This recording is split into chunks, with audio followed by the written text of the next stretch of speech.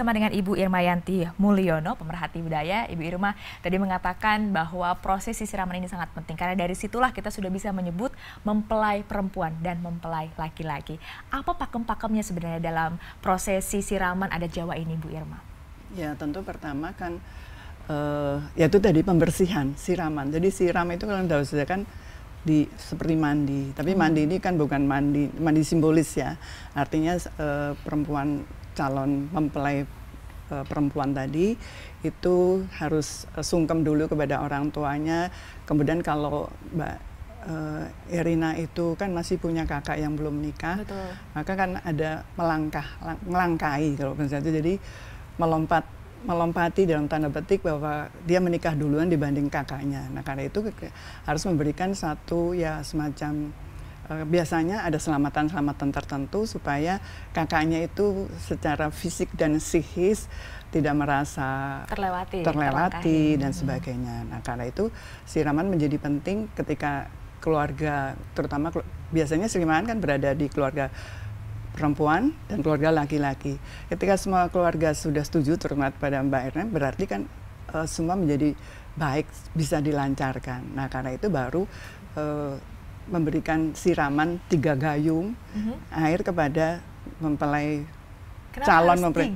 Ya, kalau orang Jawa senangnya dengan ganjil-ganjil.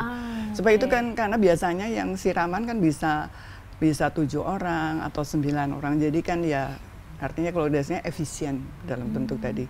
Tadi diambil selalu dengan ganjil, bilangan 3 atau 5, tapi biasanya 3 tergantung karena yang akan memberikan siraman kan orang tua, bini sepuh, yang penting ada orang tua dari kedua pihak mempelai, lalu kerabat-kerabat terdekat itu tadi. Oh berarti kerabat terdekat juga atau hanya kakak adik? Kalau kakak yang belum menikah tidak boleh. Oke. Jadi kemarin kan kakaknya Mbak Irina belum boleh. Jadi yang sudah ya sehingga diminta ada Kanjeng Hemas itu kan, Kanjeng Gusti Ratu Hemas itu tadi sebagai ya mungkin sebagai kerabat dan sebagainya itu. Dan juga bahkan bunga setaman harusnya digunakan ya Bu Irma. Bunga setaman itu bunga yang terdiri dari 3 macam warna. Jadi merah itu bisa diambil dari mawar, kalau putih melati, lalu 1 kenanga, dan kelopak-kelopaknya itu diambil. Jadi bukan bunga satu tangga dimasukkan, tapi dilepas-lepas lalu dikasih air. Betul. Airnya bersumber dari 7 sumber tadi. Nah sumber itu tergantung, bisa dari masjid, yang penting air dari rumah, lalu masjid di sekitar rumah tadi, sehingga jumlahnya ada 7 gitu. Jadi itu cukup kecil saja, nanti ketika agan siraman itu kan dicampur dengan itu. Jadi semua, kalau air satu dianggap sakral kan semua air itu yang ada di misalnya tempat itu sudah menjadi sakral juga, bukan bersih tapi sakral. Oh, lebih tinggi lagi bahkan sakral gitu ya. Itu.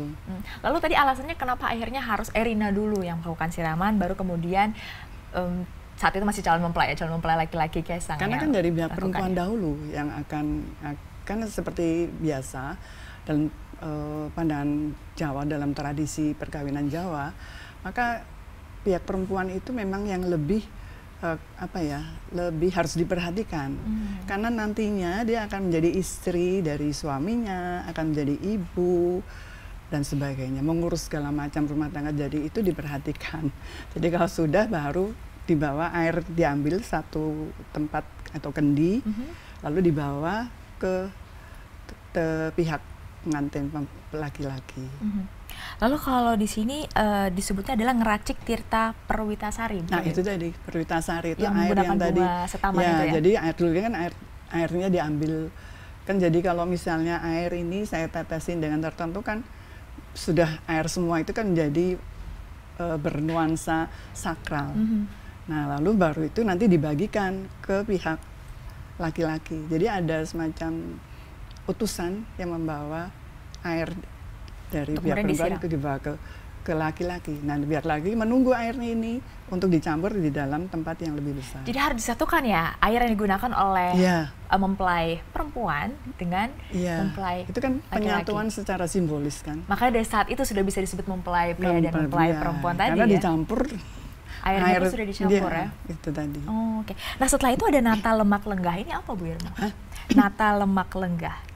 ini meletakkan ronsrana di atas tempat duduk, lalu ada menggelar tilam lampus di atas tempat duduk. Oh ya, jadi ketika nanti setelah siraman, maka kan pengantin perempuan itu kan tidak boleh kemana-mana, dia di kamarnya. Nah dari situ nanti mulai akan dilakukan perawatan tubuh dia, atau akan di make up. Nah itu mereka duduk di atas itu tadi semacam tilam dan sebagainya itu tadi. Lalu juga ada pamijen dan ngintun toya, itu juga sebelum siraman. Toya itu kan air ya, jadi itu tadi yang sudah dimasukkan tadi. Toya itu kan toyo gitu, itu kan air. Jadi air yang dari pihak perempuan tadi itu akan dibawa ke tadi. Jadi kalau kita melihat nanti kadang-kadang acara prosesi yang ada pakemnya kadang-kadang bisa berubah. Nah yang mengubah itu biasanya kesepakatan dari orang tua atau dukun periasnya tadi, karena untuk efisien dan sebagainya. Oke.